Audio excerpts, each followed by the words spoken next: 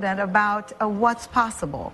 And a lot of you say you watched me, my watching you continues to make me know what's possible. At 82 years old, Diana Ross is still the undisputed Queen of Motown. She just electrified Times Square on New Year's Eve, ringing in 2026 with that powerful, ageless voice. And she's already launched her massive Diana in Motion 2026 World Tour, proving once again she's unstoppable. But behind that dazzling smile and glamorous stage presence lies a lifetime of devastating tragedy that the world rarely sees. Losing her mother to cancer, her beloved brother brutally murdered in cold blood, the only man she ever truly loved falling to his death in a horrific mountain accident, a shocking DU, arrest and public mugshot that sent her straight to jail. Sudden show cancellations in 2025 that sparked terrifying health fears. And now, at 82, whispers that she's drowning in loneliness despite having 5 successful children. Her life right now, is it really drowning in pain and isolation? Today on Hollywood Files, we're pulling back the curtain on the shocking, heartbreaking truth. This is not just the story of a legend. This is the untold tragedy of Diana Ross. Chapter 1.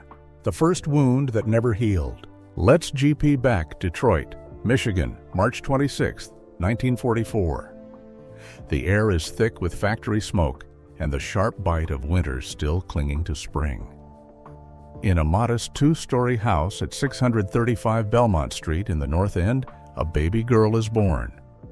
Her name on the birth certificate reads Diana, thanks to a clerk's typo, but everyone who loves her calls her Diane. She is the second of 6 children: Arthur, Barbara, Fred Jr., Rita, and little Wilbert, nicknamed Chico, born to Fred Ross Sr., a former Army man trying to hold down steady work, and Ernestine Moten Ross, a schoolteacher whose gentle hands somehow had to stretch every paycheck further than it could go. The Ross family wasn't starving, but they were far from comfortable. The house was cramped, the wallpaper peeling, the floors creaking under too many footsteps. Visual, faded black and white photos of 1940s Detroit row houses, children playing in narrow alleys, laundry hanging between buildings. Young Diane would later remember the cold drafts that slipped through the windows in winter and the way the summer heat turned the upstairs bedrooms into ovens. Her neighbor down the street was a boy named Smokey Robinson, already dreaming of music. But for the Ross kids, survival came first. When Diane was just 7, the first real crack appeared in their world. Her mother, Ernestine, contracted tuberculosis. In the early 1950s, TB was still a terrifying shadow that could steal a parent away forever. Ernestine grew thin and pale, coughing through the nights until her body shook. The doctors said the children had to be sent away for their own safety. So Fred packed up his 6 kids and drove them south to Bessemer, Alabama, to live with their grandparents, Reverend William Moten and his wife. For months, Diane and her siblings slept in unfamiliar beds, missing the familiar smell of their mother's cooking and the sound of her voice reading Bible stories. Visual, sepia-toned footage of a 1950s Greyhound bus rolling through the South, wide-eyed black children staring out the window. Ernestine fought back. She recovered. The family reunited in Detroit, but the struggle had only deepened. By 1958, on Diane's 14th birthday, they moved into the newly built Brewster Douglas housing projects, towering red brick buildings that promised better days but delivered something else entirely. The projects were loud, crowded, and raw. Sirens wailed at night. Gangs roamed the stairwells. Poverty wasn't just a word. It was the thin walls between apartments, the shared bathroom down the hall, the way the kids learned to share one pair of good shoes. Ernestine worked longer hours now, not just teaching, but taking on extra cleaning jobs and cooking for neighbors just to keep food on the table. Fred and Ernestine's marriage had grown strained, arguments echoing late into the night until they finally separated while Diane was still a teenager. Visual, grainy archival clips of Brewster Douglas Towers in the 1960s, kids playing hopscotch on cracked sidewalks, laundry flapping on balconies. Yet through it all, Ernestine was the quiet hero. Diane would later call her the silent warrior, the woman who rose before dawn to iron uniforms and pack lunches, who sang hymns in the Baptist church choir to keep her spirit alive. In the tiny kitchen of their project apartment, Diane remembered watching her mother stir pots of beans and greens, humming Motown tunes that hadn't even been written yet. Her hands cracked from dishwater and bleach. "Mama was everything," Diana would say years later. "She sacrificed so we could dream." Fast forward to the height of fame. The Supremes had conquered the charts. Diana Ross was no longer little Diane from the projects. She was a global superstar with sold-out arenas, private jets, and more money than her mother could have imagined in her wildest prayers. But success came with a price: constant travel, endless rehearsals, the blinding flash of cameras that never stopped. Then, in 1984, the phone call every child dreads. Ernestine, now remarried and living in the suburban comfort of Southfield, Michigan, had been diagnosed with cancer. She was 68, but the disease was aggressive. Doctors gave her months. Diana did what any devoted daughter would. She tried to be everywhere at once. She flew back and forth across the country between concerts, stepping off the stage in one city, still wearing sequins and stage makeup, only to rush to her mother's bedside in the next. The cancer wasted Ernestine away slowly, cruelly. In those final weeks, the once strong schoolteacher who had raised 6 children in poverty lay frail in her Southfield home, her body shrinking under hospital sheets, oxygen tubes hissing softly beside her. Visual, slow-motion reenactment. Dimly lit bedroom, a younger Diana in elegant clothes sitting beside an older woman's bed, holding a thin hand, both women crying quietly. Diana would sit for hours, stroking her mother's hair, whispering old songs they used to sing together in the projects. She watched helpless as the life slowly drained from the woman who had given her everything. In her memoir, Diana later described the agony in raw, haunting words. "I saw the life leaving her body, day by day, breath by breath. I regret it to this day that I couldn't be there every single moment of those final days." The superstar who could command sold-out stadiums felt powerless. She threw money at the best doctors, arranged the finest care, but cancer doesn't negotiate with fame or fortune. On October 9, 1984, Ernestine Moten Ross Jordan slipped away peacefully at home. A private funeral followed at St. Andrew's Catholic Church. Diana stood there, surrounded by her siblings, the weight of the world on her shoulders. She had pulled her family out of the projects, bought them houses, given them security. Yet she couldn't buy her mother one more day. Visual, black and white photo of Diana at the funeral, veil over her face, eyes swollen with grief. That loss carved the first deep wound into Diana Ross's soul, a wound that would never fully heal. Even as she stood on the biggest stages in the world, wearing gowns worth more than her childhood home, she carried the quiet ache of a little girl from Brewster Douglas who watched her mother work herself to the bone and still couldn't save her in the end. Poverty had taught Diana how to fight, but nothing prepared her for the day when all the money, all the fame, and all the love in her heart weren't enough to keep her mother breathing. This was only the beginning of the tragedies. The first scar, the one that taught her the cruel truth. Some things even a queen cannot command. Hit subscribe.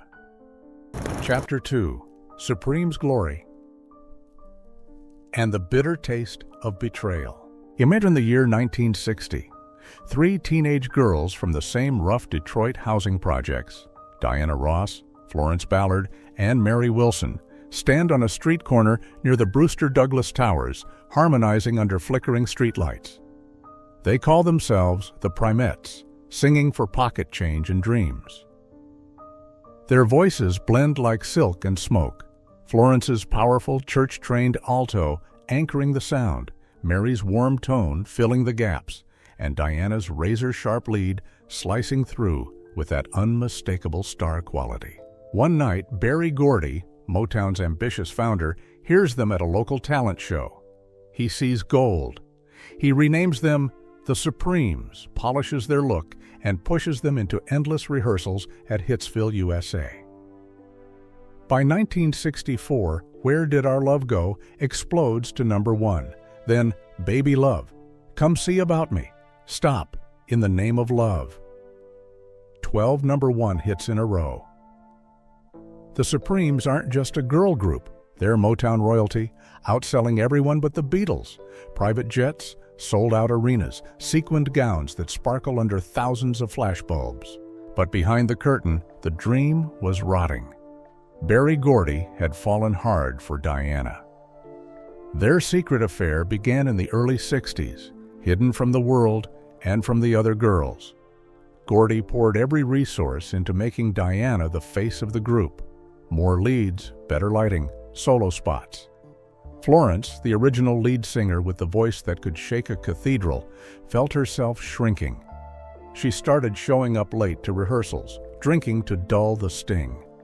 Tensions boiled over in hotel rooms and tour buses.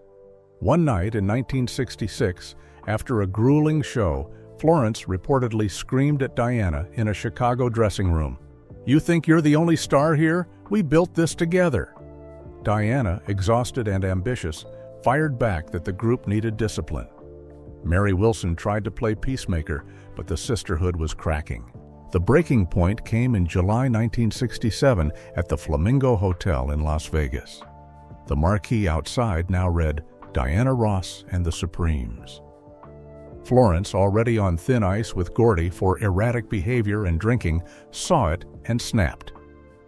That night on stage, tipsy and furious, she deliberately poked out her stomach, exaggerated her moves, and refused to smile for the cameras. The audience noticed. Berry Gordy was livid. Right after the final curtain, he pulled Florence aside in the wings. "You're done," he said coldly. At 24 years old, Florence Ballard was fired, replaced overnight by Cindy Birdsong, who looked enough like her to fool most fans. Diana and Mary voted in favor, according to later accounts. Florence packed her bags and flew home to Detroit, her dreams shattered. The group officially became Diana Ross and the Supremes. Publicly, Diana played it cool. In interviews, she smiled and said Florence simply needed a break. Privately, the guilt began to eat at her. Florence spiraled fast. She signed away her rights to the Supremes' name for a small settlement, tried a solo career that flopped, married, had 3 daughters, but poverty and alcoholism swallowed her whole. By 1976, at just 32, Florence was living on welfare in a Detroit apartment, her once powerful voice silenced by depression and heartbreak. On February 22, 1976, she died of a heart attack caused by coronary thrombosis. The papers called it a tragic fall from grace. Diana flew in for the funeral at New Bethel Baptist Church. She arrived in a limousine with bodyguards, dressed impeccably, flowers in hand. But as she entered the packed church, some mourners, old Detroit fans who remembered the original Supremes, began to boo and whisper. "You stole her spot," one voice hissed. Diana sat in the front row, head bowed, tears streaming. She later said she cried for her old friend, but the tabloids painted a different picture. The glamorous superstar who had allegedly laughed inside while the woman she replaced lay in a cheap coffin. Diana sent money to help Florence's 3 young daughters, but the damage to her image was done. For years afterward, she would wake up in lavish hotel suites, champagne on ice, city lights twinkling below, and feel the crushing weight of that empty 4th chair on stage. And the secrets only grew heavier. In 1971, while married to manager Robert Silberstein, Diana gave birth to a daughter named Rhonda. The world was told Rhonda was Robert's child, but the truth was far more complicated. Rhonda was Berry Gordy's biological daughter. Diana and Barry had continued their passionate on-again, off-again affair even after she married. To protect careers, reputations, and Motown's golden image, they kept it hidden. Barry posed as Uncle Barry in Rhonda's life. Diana raised her daughter in luxury, private schools, mansions, the best of everything. But the lie haunted every family photo. Rhonda wouldn't learn the truth until she was 13, when a cruel classmate spilled the secret. The revelation shattered her. Years later, Rhonda would say the discovery felt like the ground had opened beneath her feet. At the absolute peak of her fame, private planes, diamond necklaces, screaming crowds, Diana was lonelier than ever. The girl who once harmonized with her best friends on Detroit street corners now traveled with an entourage that couldn't fill the silence. She would sit alone in first-class seats, staring at the clouds, replaying Florence's last angry words, wondering if the crown was worth the broken friendships and hidden truths. The spotlight that made her a global icon had also isolated her completely. Glory had arrived, but it came soaked in betrayal, guilt, and secrets that would follow Diana for decades. Subscribe to now for the next devastating chapter in Diana Ross's untold story. Chapter 3: Shattered Vows and the Love That Fell from the Sky. A glamorous New York courthouse in January 1971. Diana Ross, fresh off her solo breakthrough and still carrying the weight of Motown's empire, stands beside music executive Robert Ellis Silberstein in a simple but elegant white dress. Cameras flash. The world cheers what looks like a fairy tale union. But inside, Diana is hiding a secret that could destroy everything. She is already 2 months pregnant with Rhonda, the child conceived during her lingering affair with Berry Gordy. Robert knows the truth, yet he marries her anyway, agreeing to raise Rhonda as his own. For 6 years, the marriage becomes a carefully staged performance for the press, while behind closed doors, the cracks grow wider and louder than any tabloid headline. The fights were brutal and very public. Reporters camped outside their Beverly Hills home as rumors swirled that Diana was still emotionally tied to Motown and to Barry.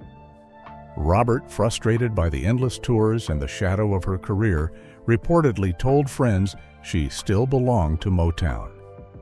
Diana, juggling motherhood with recording sessions and world tours, felt suffocated.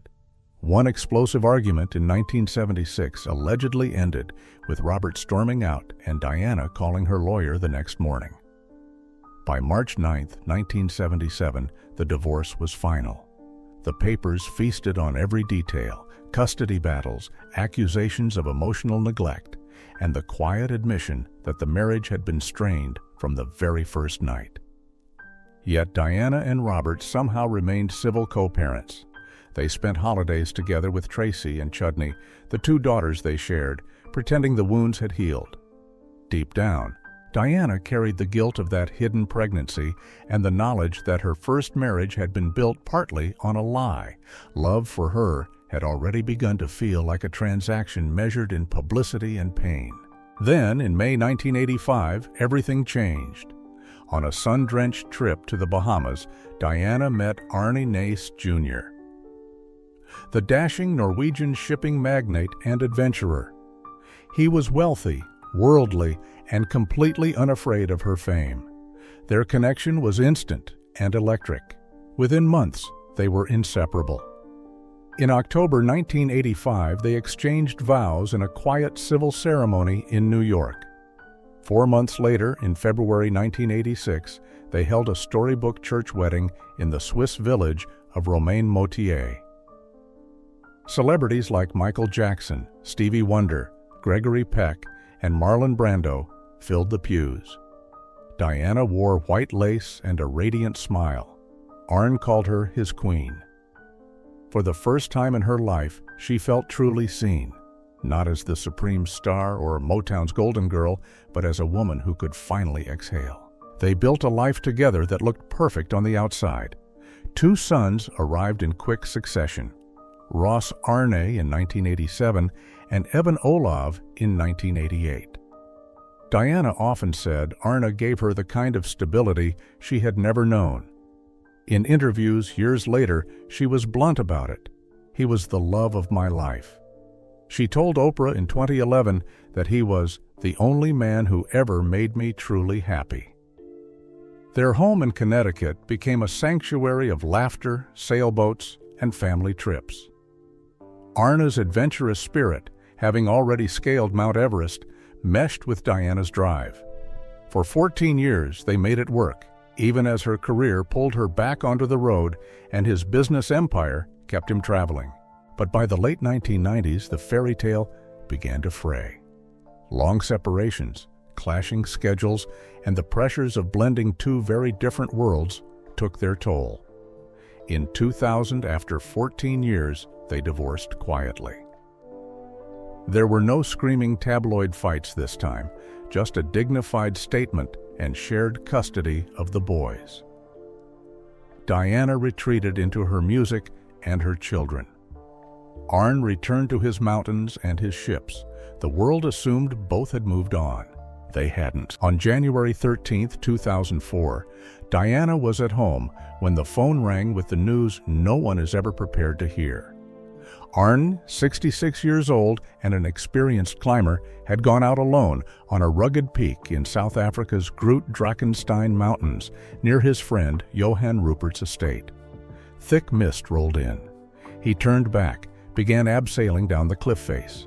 His anchoring equipment slipped loose from the porous rock. He fell more than 300 feet to his death.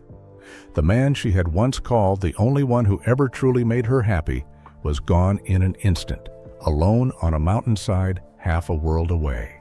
Diana collapsed. Friends who were with her that day said she screamed, then went completely silent for hours. She canceled everything. The woman who had powered through scandals, firings, and the death of her mother now found herself unable to leave her bedroom. At the private memorial, she stood surrounded by their two teenage sons, Ross and Evan, looking smaller than the world had ever seen her. She later admitted the loss shattered something inside her that never fully mended. The love she had waited her entire life to find had slipped through her fingers the same way Arne's rope had slipped on that cliff. In the 22 years since that January day, Diana has never remarried. Close insiders whisper that she simply couldn't. She kept Arne's photos in her private study, spoke of him in hushed tones during rare interviews, and turned down every serious suitor who came after. Some nights, they say, she would sit alone in her vast Connecticut estate, playing old home videos of the boys as toddlers climbing into their father's lap, and cry until there were no tears left. The Queen of Motown had finally found a love strong enough to survive her fame, only to lose it in the most heartbreaking way imaginable, a single slip on a distant mountain, a fall that echoed through the rest of her life. The first marriage had taught her that even the most public vows could be built on secrets and end in tabloid warfare. The second had shown her what real happiness felt like, only to rip it away without warning. Between the two, Diana learned the cruelest lesson of all. Love, for her, always arrived wrapped in pain. And the greatest love of her life had fallen from the sky, leaving her to walk the rest of her days carrying a broken heart that no amount of applause or platinum records could ever heal. Subscribe to Mystery Files for the next chapter in Diana Ross's heartbreaking journey. Chapter 4. Blood in the Family, the brutal murder that shattered Diana's world. The phone call came in the dead of night, halfway around the world. Diana Ross was in Japan in late June 1996, mid-tour, her voice still echoing through sold-out arenas when the line from Detroit crackled with the kind of news that stops time. Her younger brother, Arthur T-Boy Ross, 47 years old, the one who used to chase her through the Brewster Douglas projects as kids, the one she had tried to pull into the music business, was dead. Not just dead, murdered, along with his wife, Patricia. And the horror of how they were found would haunt Diana for the rest of her life. Back in Oak Park, Michigan, a quiet suburban pocket just outside Detroit, Neighbors had been complaining for weeks about a sickening smell drifting from the rented house on the quiet street. On June 22nd, police finally kicked in the door. The stench hit them like a wall. Down in the basement, 2 bodies lay decomposing in the summer heat. Arthur and Patricia had been dead for nearly a month, since around May 30th. Plastic bags had been tied tightly over their heads. Their hands and feet were bound.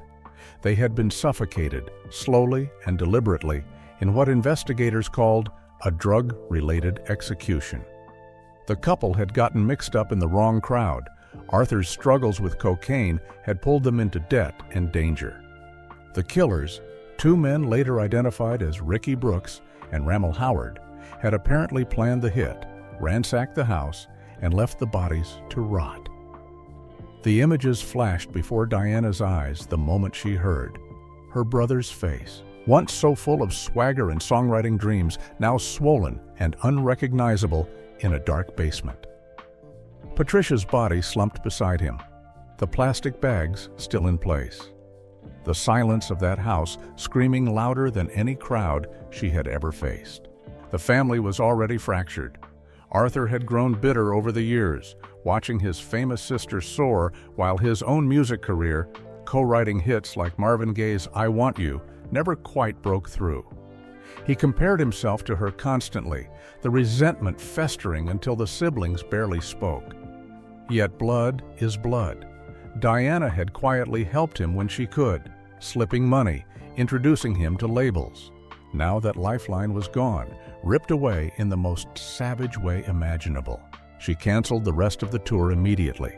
The Queen of Motown, who had powered through every scandal and every loss, locked herself inside her Connecticut estate and did not come out for days. Friends who were there described a scene that would never make the tabloids. Diana on her knees in the marble hallway at 3 a.m., fists pounding the floor, screaming her brother's childhood nickname until her voice cracked. T-Boy, T-Boy. The same voice that had sold millions of records, now raw and broken, echoing off the walls of a mansion bigger than the entire projects where they grew up. She couldn't eat. She couldn't sleep. Every time she closed her eyes, the images came unbidden, the basement stairs, the plastic bags, the smell that neighbors said lingered for weeks. She imagined her brother fighting for air, Patricia beside him, both of them knowing they were going to die alone in the dark. The Ross family poured money into the investigation, $25,000 added to the reward fund, but justice felt hollow. Brooks and Howard were eventually charged with felony murder and conspiracy, yet the case dragged on, details murky. The full truth never completely aired in court. Diana lived with the terror that whoever had done this might come for the rest of the family next. Bodyguards became permanent shadows. She installed new security systems. She jumped at every late-night phone call. Even in her gated world of luxury cars and private jets, the streets of Detroit had reached out and taken something she could never buy back. At the funeral, she couldn't bring herself to attend in person. The pain was too fresh, the wounds too public. Instead, her daughter Tracy Ellis Ross stood at the podium and read the letter Diana had written from Japan. A raw confession of love and regret for the brother she had lost long before the killers ever touched him. The words trembled with the kind of grief only a big sister who had once carried him on her back through the projects could feel. "I loved you, T-Boy," the letter said. "I still do." In the years that followed, Diana rarely spoke of it publicly, but those closest to her knew the murder had carved a permanent scar. She had pulled her entire family out of poverty, built them houses, given them every material thing she once dreamed of as a child. Yet none of that money, none of that fame, could stop 2 plastic bags and a basement floor from claiming her brother in the most horrifying way possible. The woman the world called untouchable had just learned the same brutal lesson again. Some tragedies don't care how many #1 hits you have. Some nightmares walk right past the gates and the guards and the glittering stage lights. Even at the absolute peak of her empire, Diana Ross discovered that the blood on the family floor could never be cleaned away. The images never stopped flashing. The basement, the smell, her brother's face. And no amount of applause in the world could drown out the sound of her own screams in the empty mansion that night. Chapter 5. Scandal, Secret Fears, and a Lifetime of Loneliness. The flashing red and blue lights lit up the Arizona desert night in December 2002. Diana Ross, 58 years old and still the undisputed Queen of Motown, was pulled over for driving erratically. Her blood alcohol level was more than twice the legal limit. Handcuffs clicked around her wrists. The next morning, the world woke up to the mugshot that would haunt her forever. Diana Ross, hair disheveled, eyes hollow, the glamorous superstar reduced to inmate number 031482.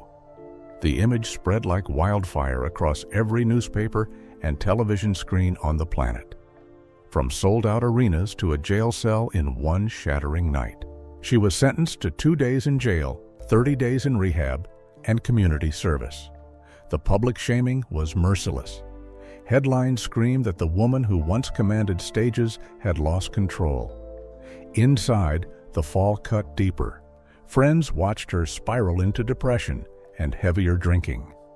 The once unbreakable voice that had carried her through every loss now cracked under the weight of public judgment. She emerged quieter, more guarded, carrying the permanent scar of knowing the entire world had seen her at her lowest. 23 years later, the pain has only deepened.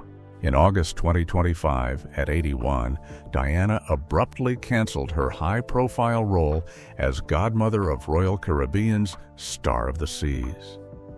Due to unforeseen circumstances, her team said. She needed rest, no further explanation. Fans panicked. Tabloids exploded with rumors, chronic fatigue, possible cancer returning like it had taken her mother, early signs of memory loss. For weeks, the worry hung heavy in the air. Yet she pushed on. On New Year's Eve 2025, she stood in Times Square, snow falling around her, and delivered a powerhouse medley that brought millions to tears. In early 2026, she launched the Diana in Motion World Tour. Las Vegas, Abu Dhabi, Europe, proving the voice was still there. But insiders whispered the truth. These shows were her final push. Behind the sequins and smiles, she was exhausted. Sources close to the family say she is now living largely alone in her sprawling Connecticut estate, surrounded by a few loyal dogs and walls covered in old photos of Arn, T-Boy, her mother, and the Supremes. Her 5 children, Tracy, Rhonda, Chudney, Ross, and Evan, are busy with their own Hollywood lives and tours. They call, they visit when they can, but the house feels empty. 8 grandchildren laugh in the family photos, yet Diana has quietly confided to friends that she fears dying alone. "Fame never bought me peace," so she once said in a rare moment of raw honesty. Whispers now circulate that she has begun preparing a private will, making sure every detail is in place because she dreads the thought of facing her final days without someone holding her hand. She has lost her mother to cancer, her brother to a brutal murder, the love of her life to a mountain fall, and her dignity to a single mugshot. At 82, Diana Ross is losing the last thing she has left, her strength and the quiet comfort of knowing someone will be there when the lights finally dim. Yet still she sings. The greatest tragedy of Diana Ross is not that she fell from grace. It is that even after rising higher than almost anyone in history, success could never erase the loneliness that followed her every step. You think which tragedy hurts you the most? Drop it in the comments right now. If this story touched you, hit like, share, and subscribe to Mystery Files so you never miss another heartbreaking untold legend from the world of showbiz. As the final notes of Ain't No Mountain High Enough fade into silence, we are left with one haunting truth. Some queens never stop performing, even when the throne feels unbearably empty.